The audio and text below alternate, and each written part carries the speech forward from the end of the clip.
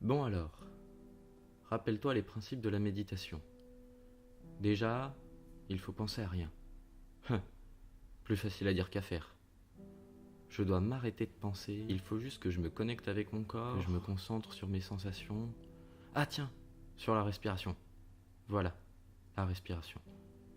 Inspire lentement, le ventre se gonfle, les côtes s'écartent, puis se soulèvent.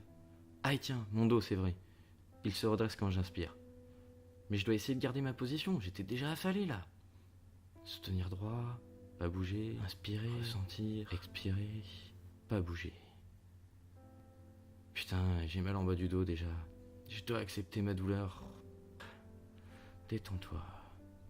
Putain, c'est pas vrai, il va falloir que je prenne rendez-vous chez mon kiné, je peux pas avant la semaine prochaine. Il va falloir que je reporte mon rendez-vous. Ah, et c'est pas vrai, je me remets à penser. Arrêter de ressentir et même de respirer. Je me tiens même plus dingue ce mental. Pas possible de tenir plus de 2 minutes sans me saouler.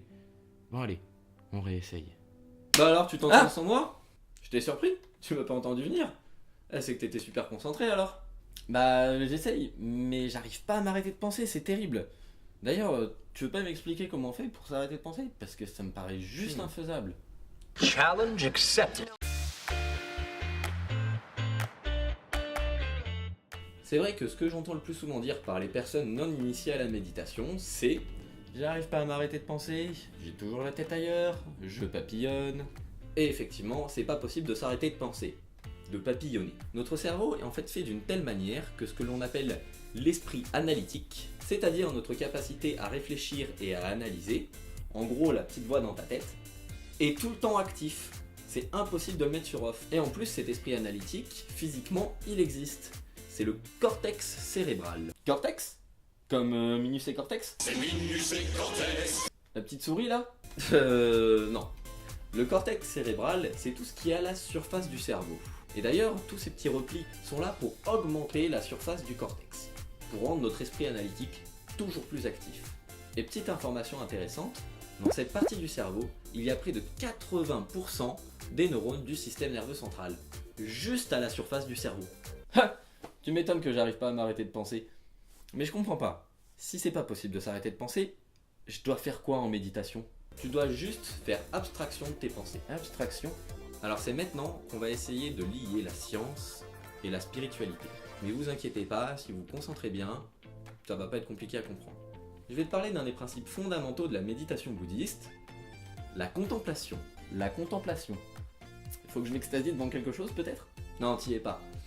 Il faut pas s'extasier devant quelque chose, mais simplement observer ce qui se passe, sans y réagir. Le principe de contemplation nous enseigne qu'il ne faut pas bloquer l'expérience. Il faut la laisser venir à soi. Une expérience? Genre scientifique? Non.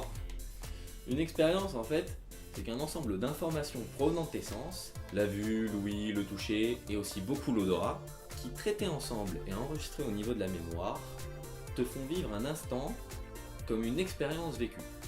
Tu suis? Ouais, genre ce que je suis en train de vivre là, c'est une expérience, c'est ça? Voilà, c'est ça. Mais il y a autre chose. Chaque expérience du monde extérieur est accompagnée d'une expérience intérieure. C'est les pensées. Et les pensées ont une réalité tout aussi physique que le monde extérieur, car elles stimulent elles aussi des zones du cerveau, tout comme les sens. Et le principe de contemplation nous apprend qu'on peut tout contempler. Les bruits, les odeurs, les images, mais aussi les pensées. Du coup, vas-y, essaie. Concentre-toi et essaye de prendre conscience de tes pensées. Observe-les, sans les juger, sans y réagir, sans les bloquer. Puis, lâche prise. Ne te laisse pas emporter par tes pensées et laisse-les partir tout aussi simplement que tu les as laissées venir.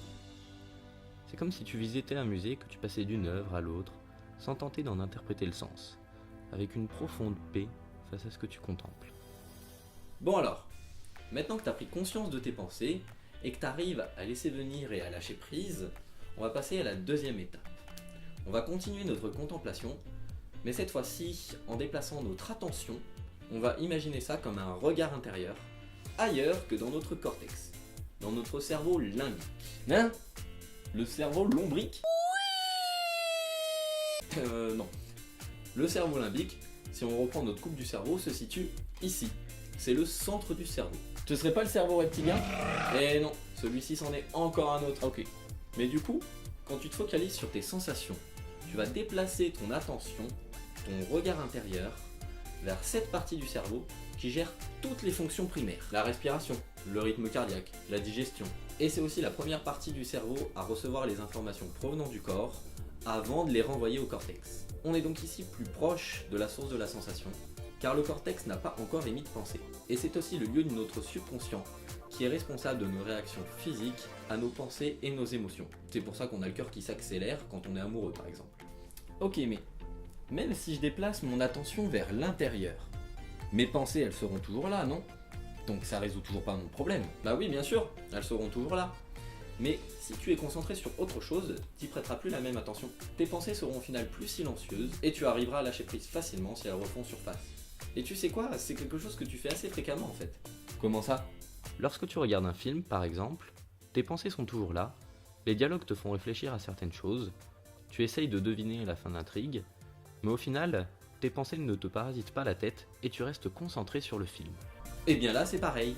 Tes pensées existent toujours, mais elles ne sont que tout au plus un parasitage ou un bruit de fond. Donc maintenant que c'est dit, c'est à toi.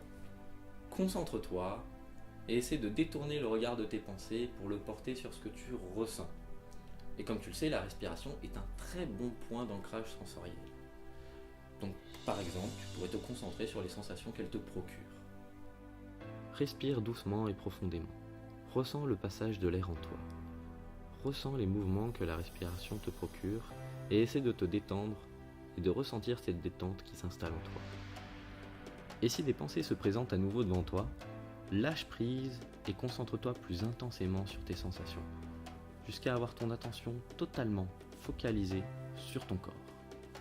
Et avec le temps, tu arriveras peut-être à percevoir le silence caché derrière le brouhaha de tes pensées.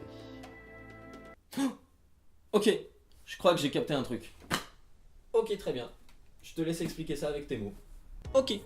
Du coup, ce que je vous propose si vous voulez commencer à méditer, c'est déjà de vous poser tranquillement et ensuite d'écouter attentivement vos pensées, en les laissant aller et venir. Au final, c'est ça le lâcher prise. Après, il faut qu'on se concentre sur ce qui se passe dans notre corps, avec la respiration par exemple. Au final, je dirais qu'il faut arrêter de s'écouter et plutôt se ressentir. Et perso, je devais pas tenir plus d'1 minute sans me mettre à penser à autre chose, mais je suis sûr qu'avec le temps, je vais progresser. Eh, pas mal, t'es prometteur.